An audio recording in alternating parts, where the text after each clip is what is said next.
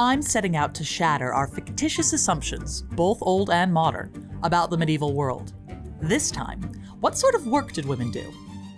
Based on medieval records and looking beyond the oldest profession, I'll be taking on the jobs and businesses of the real women recorded as working and apprenticing in the Middle Ages. Women in the workplace didn't just emerge in the factories of the Industrial Revolution, or even in the wartime economy's Rosie the Riveter, or as a part of the feminist revolution of the 1960s. They've been around forever. The medieval period is a fascinating window into the true history of women and work.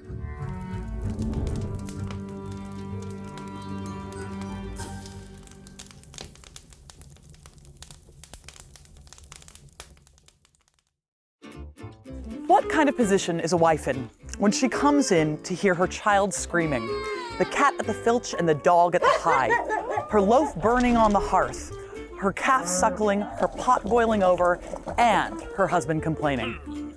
This is a passage from the Halley Medved, or A Letter on Virginity, a medieval English document that acts as a really handy list for the sort of housework that women would be expected to do.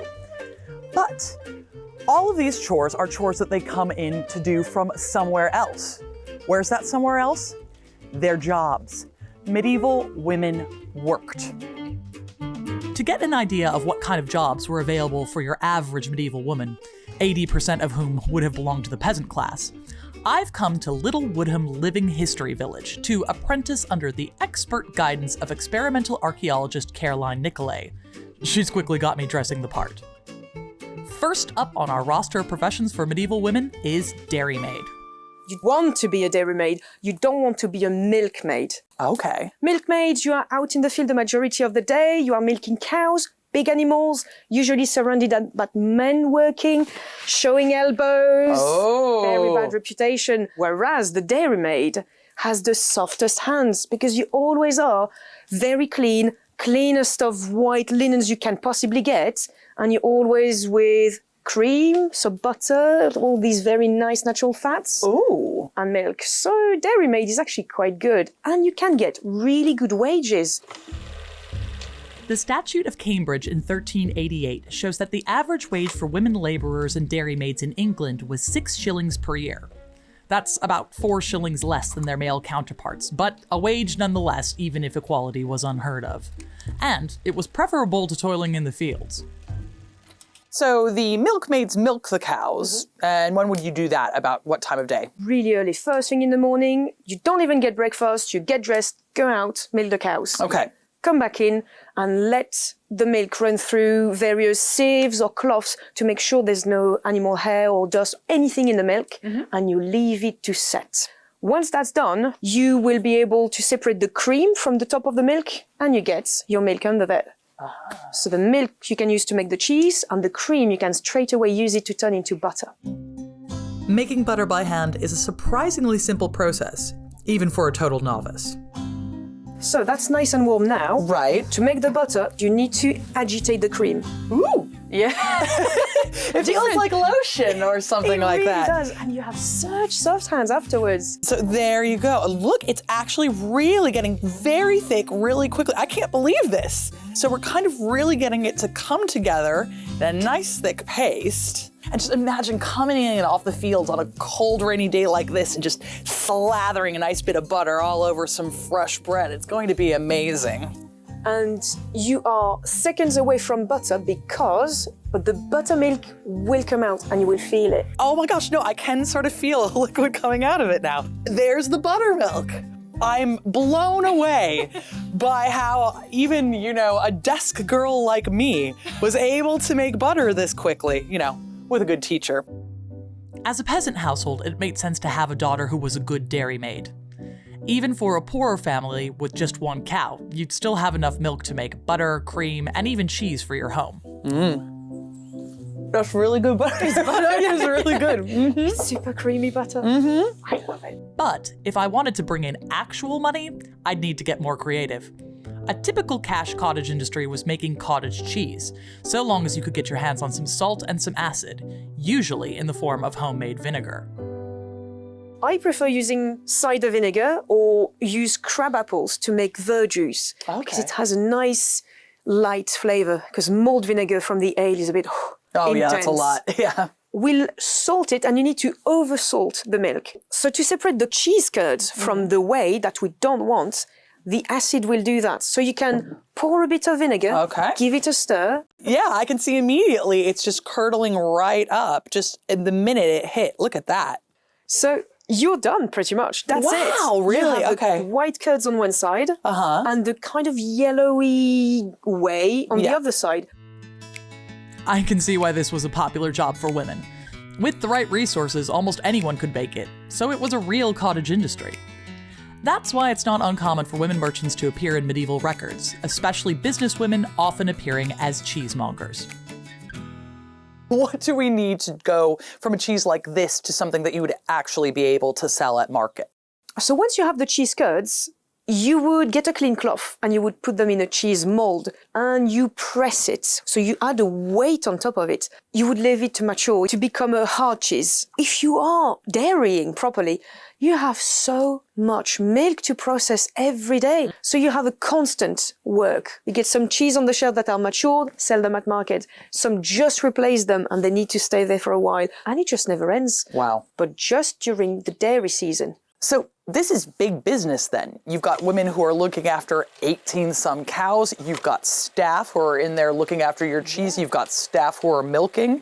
You have real money that's kind of going around the place if you run a dairy. Business women. Yeah, really. Another highly skilled profession that medieval women are frequently recorded as working in is professional baking. Either making the whole loaf from scratch or just providing a baking service in special bread ovens. So that's what we're going to use today. Otherwise, you would have to make your dough and bring it to the oven, to the baker. So you make the dough, they do the baking. And you pay them to do that. So if you want to save money, you can bake on your fire, but you'd better not be caught because you're avoiding taxes, basically. Oh! Bread and dairy products were staples in every household, your literal bread and butter. So it makes sense that during the Middle Ages this was serious business. Bakers' guilds were introduced to protect the interests of members and to regulate controls governing the price and weight of bread. And it could land you in some pretty hot water if you got things wrong or tried to cheat the system, as happened to a crafty London pair called Alice de Brightonock and Lucy de Pickering.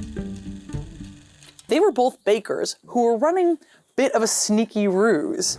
And what they would do is when someone brought in their loaf to be baked, someone from their house hid underneath the table. And they'd made a secret hole inside the table and they would pinch off little bits of everybody's bread loaf. They would then combine all those bits of dough to make other loaves, which they would then offer for sale.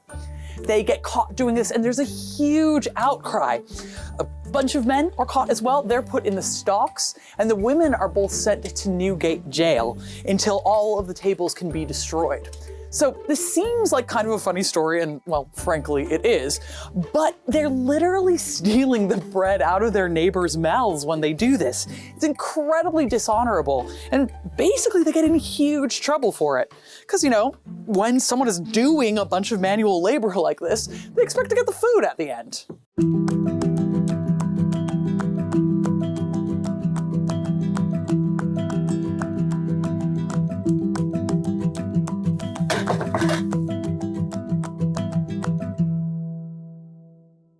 Well, I noticed that our fire is dying down a little bit here. Do we need to build that back up? It basically is the end of the cooking day. So you would have to leave it to die down exactly like that and use this.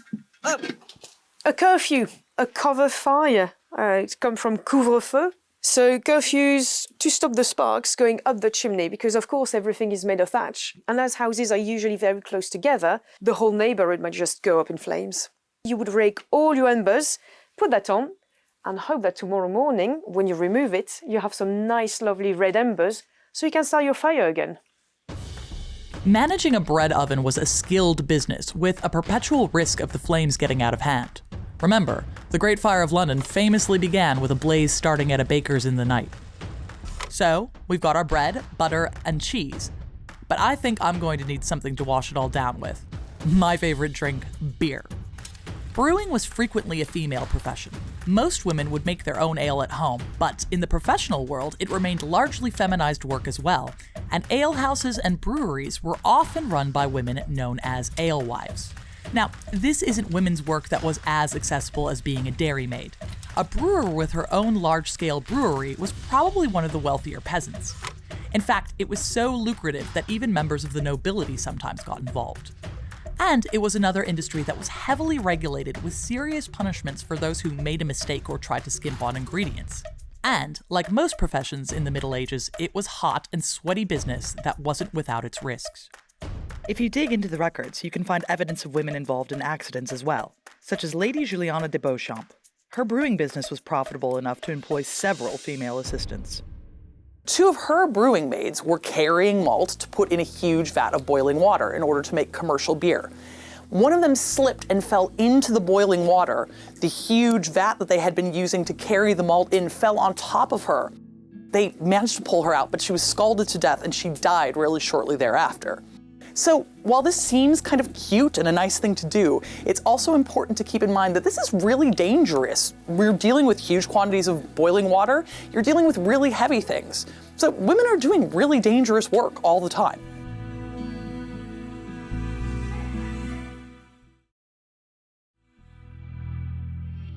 And that's pretty much it. So all the grain and all the bits that you don't want, in any case, in your beer, are now in the cloth, and a lot of the malt is left over in there. Perfect. Next step, I'm going to put that over the fire, leave it to boil.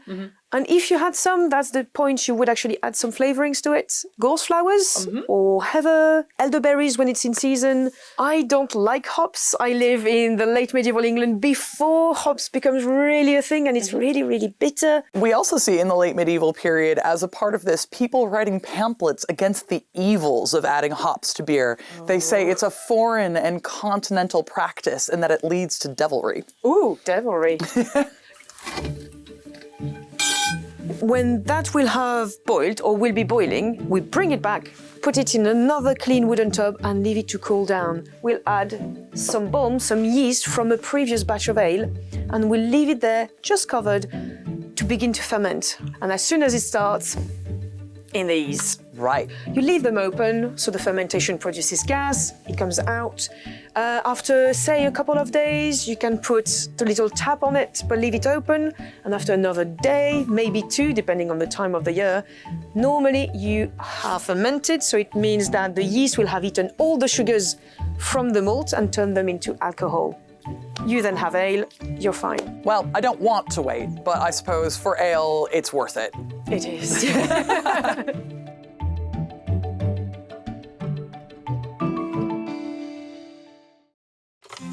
As we move away from the countryside and into towns and cities, we have plenty of records showing that urban medieval women worked as everything from carpenters to painters, goldsmiths and blacksmiths. But here in the city, there are fewer women producing food and textiles.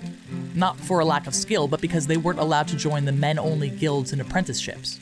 Despite this, women were often allowed to practice if it meant continuing the work of an elderly or deceased husband or father.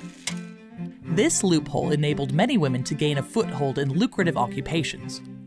We know a very successful tradeswoman worked here at Greyfriars Church in London as a specialist stonemason, carrying on the family business. One particularly interesting medieval craftswoman was Domina Agnes Ramsay. She was the daughter of the master craftsman William Ramsay, and it makes sense that she becomes a master mason herself upon his death in 1349. What isn't quite so common as learning at your father's feet is the level that Agnes was able to maintain. She is contracted by none other but Queen Isabella herself to make the funerary tomb for Edward II here at Greyfriars in London. The cost of this contract was £100, an absolutely vast sum of money in the medieval period. We know that she was also working at churches all over London because we have lots of records of all of her business dealings. And this makes a lot of sense because London had lots of need for masons. There's plenty of monasteries, churches that always need building. We know that Agnes dies in about 1399 because that's when the paper trail dries up. No more contracts, no more record of Agnes, probably no more Agnes. Now, I absolutely love the story of Agnes, but I want to know more about medieval masonry. So to do that, I'm visiting the most important religious site in medieval England, Canterbury Cathedral. Canterbury Cathedral has seen plenty of changes over the centuries, but the church you see today is nearly all built in the Middle Ages. The team that preserves it use many of the skills perfected by their medieval predecessors, and Jen Jordan follows in the tradition of female masons. How many masons do you have working now at the cathedral? We have a team of about 14 at the minute, including apprentices. So 14 masons just in this particular shop, and that's only for Canterbury Cathedral, right? Yeah, we're employed directly by the Dean and Chapter of Canterbury Cathedral, so we are in-house masons. And the fact that you're a woman, you're a mason, and you've come up through the apprenticeship system, that's not at all unusual, even from a historical context, is it? All across the cathedrals, we've all had a fair share of female masons, I'm glad to say. Wherever possible, medieval methods are still used, from traditional paper templates to tools. This is a handmade cathedral. And now it's time for me to make my mark. One good strong hit and then draw it back and then replace it. Okay, all right. No, it's good to watch someone fail at this completely just to see what a good mason you are. Don't let my father, who's a carpenter, see this. He's gonna be ashamed of me. Okay. Look at the difference. Here's your like really neat straight line, and then here's my just completely off track. I think, yeah, I'm gonna need another 3 years at least. In the workshop, there are some ancient pieces waiting for repair, as well as newly created stonework ready to be put in place. This is a finial, and that's an apex stone. Got this nice high medieval, really pointed arch, which is what I like to see. I like a little bit of Gothic in my stonework. What kind of stone is it exactly? This is a French limestone lavaux. The original stone on the building is carnstone, a really beautiful stone, but we have limited resources of that, so we've had to use a similar stone. Oh, but I love that though, because it reminds us that stone actually is a finite resource, especially when you're using it to make huge buildings like Canterbury. Caen stone came from Normandy in northern France, famous for its own castle and churches. The stone was much used in England after the Norman conquest. Detailed pieces like this will be raised up into Canterbury's vaulting. It's great to think that a female mason's work will again rest high above the congregation, helping to preserve this magnificent cathedral. It's tempting to think that if a job was more physical, then perhaps women wouldn't be involved. But I've discovered that skilled and back-breaking work from the field to the dairy to the stonemason's yard was undertaken by men and women, regardless of the physical strain. A great example of this is in the records of another celebrated building, the Tower of London. Documents reveal women working here in one of the toughest medieval professions. Tracy Borman is the tower's chief curator. She knows exactly what this busy fortress was like 700 years ago.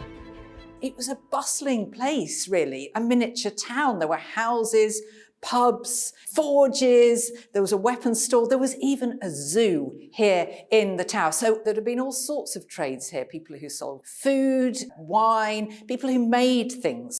The Royal Armoury was here, so the weapons factory really for the country, but also the Royal Mint, making the nation's coinage. We know that Catherine of Berry, in the 1300s, she ran a forge here. She ran it actually after her husband had passed away and on behalf of her son, who went to fight at the Battle of Crecy in 1346. In the following century, the 1400s, there was a woman called Margaret Mersch, who was also a blacksmith here at the tower. So it's fascinating.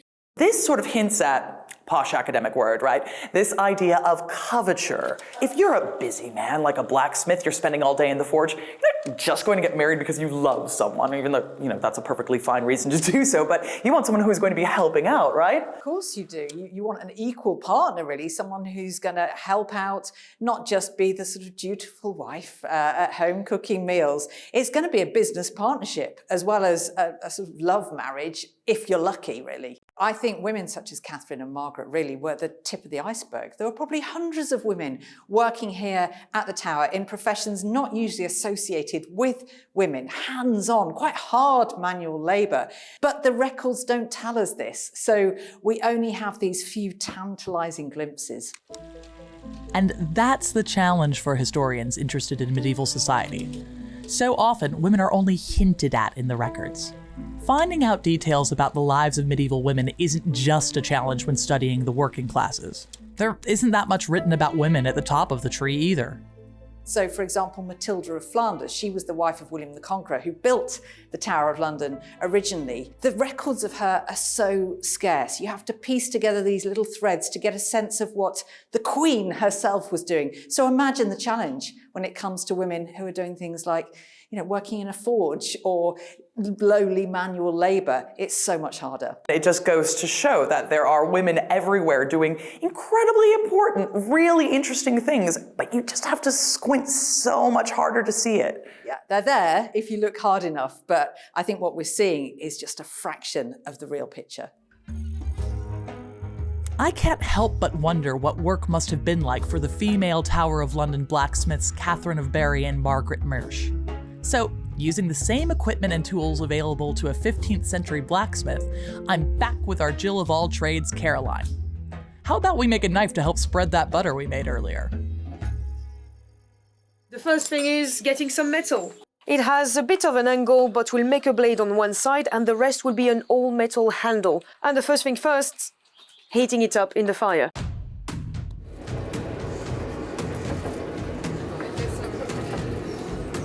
Ooh. Right, that's hot enough. So what we'll do is we'll basically hammer a point on one side. Right. You see how it cools down really quickly? Really fast, yeah. We'll put it back in the fire, and you can carry on with that straight away. I think I might have found my medieval vocation as a lady blacksmith's assistant. And keep hitting, and I'm moving the metal. Perfect. Yes. So you see you have a mark there. You have a little neck. So that will be your blade, and then your handle will carry on there. Then we'll cut it off. Okay. That's it, and you keep hitting. It's starting to look like a knife, but now we need to forge the cutting edge. I have it at an angle, and you can hit just on the edge. All right. And we'll stop there. We've got a knife! Yeah, you've got a knife. So it might not be fit for the King of England, but I'd like to think I've done the medieval craft and trade women of the Middle Ages proud. Well, I am absolutely knackered.